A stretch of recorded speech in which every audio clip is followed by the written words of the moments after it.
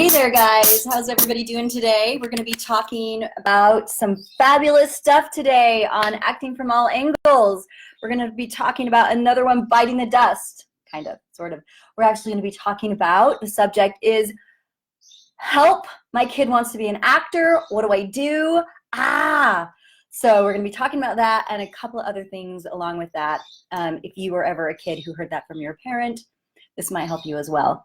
But first, let me introduce myself. My name is Julianne Lichty Stratton, and I am the creator of Actors in Action Professional Acting Training, where we train actors to do their very best work under pressure, at auditions, on bookings, anything like that. We help you develop a process so that you can confidently do that. It's really exciting what we do. All right, let's dive in. So I am super excited about this subject. Because I have a lot of experience with it, actually, from when I was growing up as a kid. And this comes from one of my students' parents. I have a couple of young students, several, that I'm working with, and one of them was like, what do I do? Help. So parents, this is for you. Actors that have had parents like that, this is for you too. This is for all of us. We're going to be talking about, also, this is our emotional fitness. We're on emotional fitness now of our ABCEFs of acting on this one, and it's also slash businessy, a little bit of business to it. So the biggest thing that I can say to parents who have kids that want to be actors and they're not actors themselves and they may not understand it at all is to support them. Support them, support them, support them. I know it's terrifying because you feel like, oh my gosh, my kid is going to be a starving artist. How are they ever going to make money? How are they ever going to provide for themselves and their families, or blah, blah, blah? Does this mean they're going to move off to New York or LA and leave me or whatever and live a hard life? So I know you're probably thinking that because that is the stigma that the acting world has. It is difficult to be an actor. It's almost impossible. It's a hard life. There's a lot of rejection, and you know what? All of that is true, but it doesn't mean you can't make it. And the number one thing in my working with other actors and in myself, the number one thing I think that helps an actor is if they have confidence in themselves and they believe in themselves. And that really can be something that comes from your parents. So parents, all right, so first of all, I think you need to realize, maybe do a little bit of research into what the business is, which I have a great blog post for that from somebody else's blog I'm going to put up for you to look at. Do some research, find out the realities of it to quell your own fears, right? Because really this is sort of an issue that you have. You want to be a good parent, you want to help your child, but if you're like, oh my gosh, what's going to happen to my baby? That's natural for a parent, but also it's not going to be helpful to your little actor. It's just not going to be helpful. All right. So if you have issues like that, I would try to deal with them away from your child. Just looking at my notes here. So you need to look at that issue for you. You need to be supportive. How you can be supportive is take your kids seriously. Most people that know they want to act, they know they want to act deep down in their souls pretty early. I knew when I was 4 years old I wanted to be an actress, and I didn't really know what that meant, but I knew that that's what I wanted. And growing up in my house, it was like, what? Do you want to be an actress? Oh no, you're going to go to hell. You're going to like starve to death. You're going to blah, blah, blah. Actresses are whatever, scary. So it wasn't very effective for me to hear that from my parents all the time, or just have it implied, especially with such a strong drive to act, that I had to do it. I could not stay out of a play. I could not stay out of acting classes. I just couldn't do it. I was always there. It was just such a part of me. And finally, my parents were like, okay.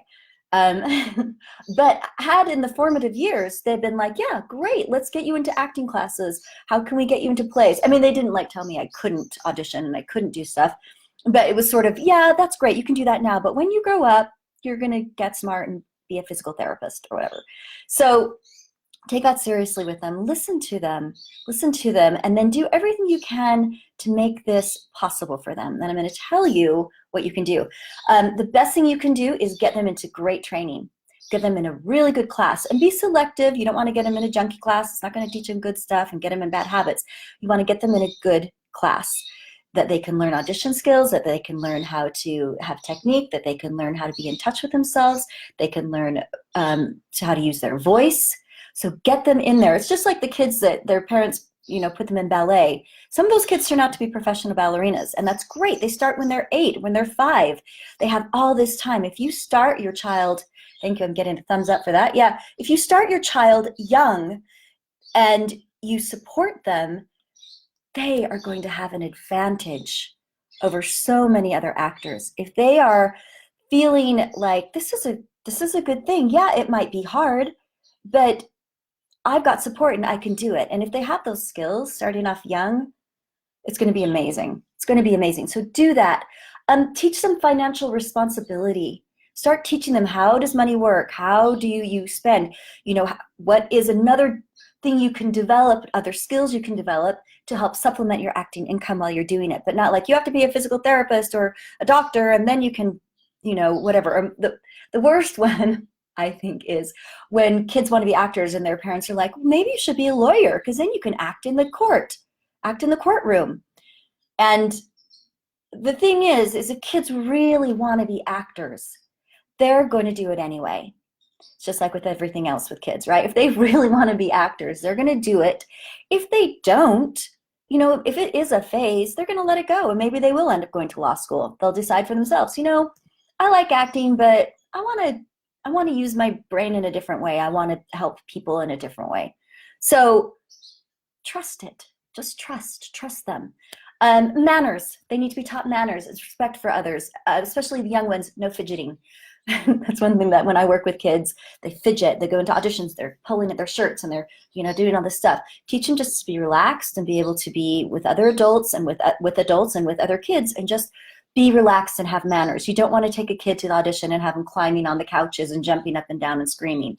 I'm not saying that you would as a parent, but you want to teach them the proper etiquette of just being a human being, and that translates into how they're going to be at auditions. The next thing that is really huge is memorization. We talk about that. I talk about that a lot with my students because memorization is humongous.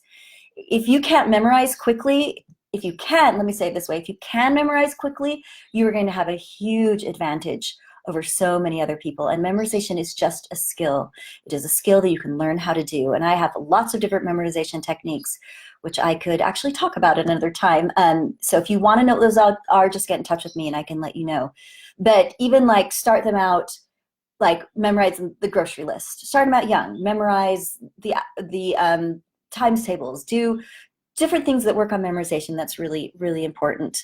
And let me just say this, that the acting world is hungry for good actors at any age, especially young actors. A lot of young actors are instinctual and can act, pretty well under the right circumstances. But if you get a young actor in there who can give them what they want, wow, directors will be doing backflips. They'll be writing a series for them. Can't promise you that. I can promise you that directors will be doing backflips and be super happy. So if you can get your kid into a great class and get them acting and doing what they want to do, getting really good at that, it's going to benefit the world. It'll benefit the acting world. It'll benefit you. It'll be really great. I was going to say one other thing about that and I just lost my train of thought. So I'll go on with something else. So there's a difference between being a stage mom and pushing your kid to do this and really listening if they want to do it. And you kind of have to keep listening to them.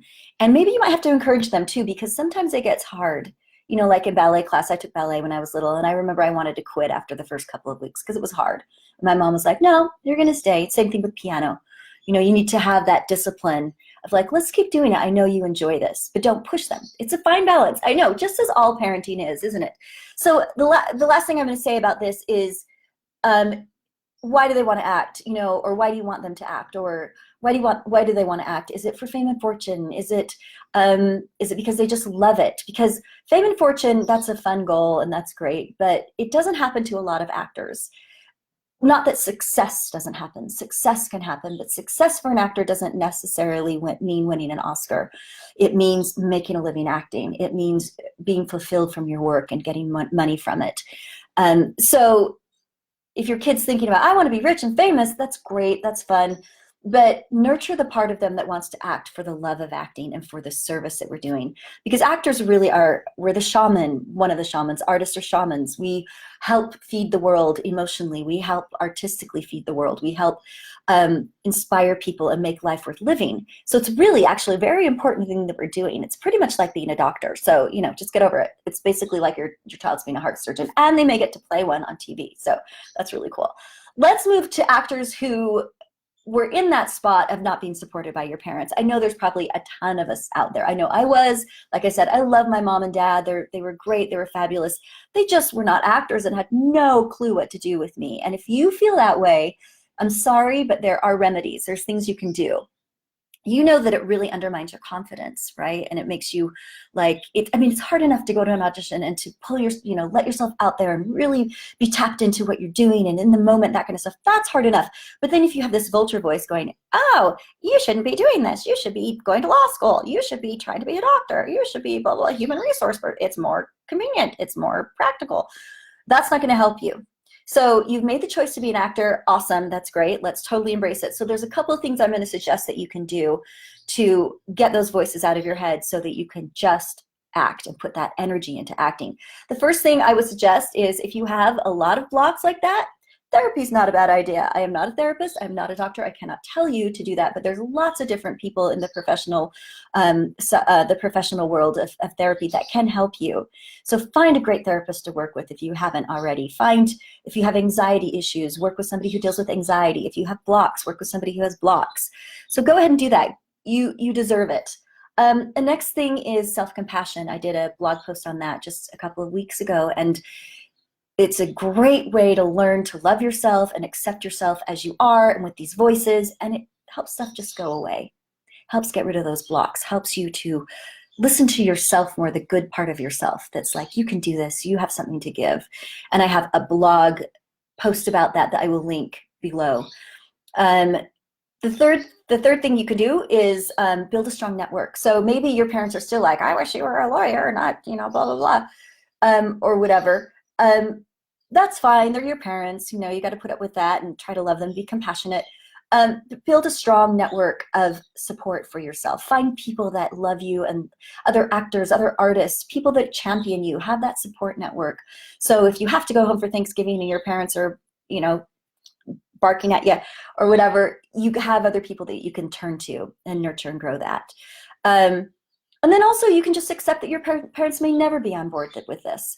And I know, you know, we're grown-ups and our parents are aging or, you know, we're in our 20s and our parents have a big influence still or whatever, but we still love our parents and we still care about them and we're still going to be influenced by them, even if they passed on. So getting to the point of accepting, you know, that's how they are. And understanding that it comes from their love for you.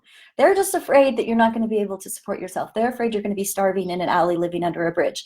And that's a legitimate fear for a parent to have. The parent's job is to make sure their little fledglings can fly and take care of themselves. So understanding that and being compassionate about that and just loving them for that. And you can even maybe say to them sometime, you know, I know you don't get this and that's okay. I understand and you are just trying to be helpful. But it's not helpful, so be quiet. No, you don't have to say that part. But just accepting that. The most important thing, though, is believing in yourself, developing that muscle of believing in yourself, no matter what. Believing, and that can come from your passion, from your art. You love to act, right? Or you wouldn't be acting. You wouldn't be in this crazy, difficult business if you didn't love it. So nurturing that you love to act and believing in that is going to help. And I have one final exercise you can do that helps with blocks, it helps with negative voices and all that kind of stuff. It's called a shifting exercise. And what you do is you can just lay down and get relaxed or sit. And if you have a particular block or a particular, you know, voice in your head that says you shouldn't be doing this, acting or whatever, sit with it and breathe through it for about 45 minutes. Pretend that the issue is a screen door and your breath is the wind going back and forth through it. Just breathe through it. Really feel it and experience it. Breathe through that and just stay with it for about 45 minutes.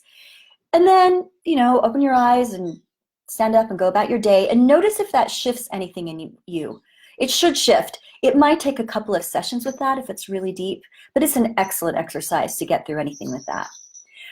Okay, that's how you do it, guys. I hope that helps you. I really, really do. I'm going to post a couple of things here right now. This is an article from, oh, look, we've got a bunch of fabulous people here. This is great. This is an article from Backstage. It says how to become a child actor, which is not exactly what I'm talking about, but the title doesn't sound like it, but it has a lot of great tips in it. So go through that. The second thing is the Self-Compassion for the Actor, my blog post that has everything about that, has some really great tips about how to be compassionate towards yourself. Thank you so much for watching, everybody. I hope you had a great time. I certainly did. Next week, we are going to be on the financial fitness aspect of what we're of this process that we're going through. So we're going to be talking about financial fitness, and the topic will be actors and the side job. How do you support yourself and be an actor at the same time, pursue your career, and still pay the bills and keep yourself fed, so you don't end up under the bridge and your parents' horrors come true. Thank you so much for watching. Let's play a little bit more of our fabulous music. Let me just bring it up really quick right here. Tara, you can tell I'm on a Queen kick. So here we go.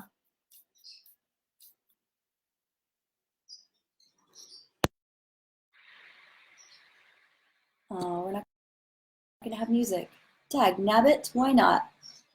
All right, well, another one bites the dust. Don't let that happen to you, and embrace your acting and embrace yourself. All right, rock and roll. We'll talk to you later. Bye-bye.